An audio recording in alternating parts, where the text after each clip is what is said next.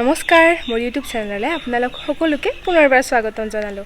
এয়া ৰেডি হৈ লৈছো আৰু যাব ওলাইছো বিশ্বকৰ্মা পূজা খাবৰ বাবে।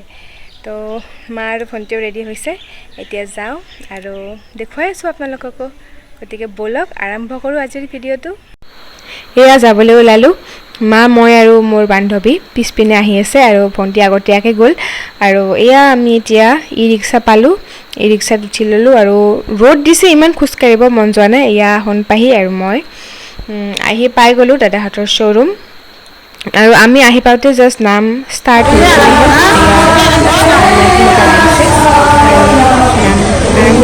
মাত্ৰ।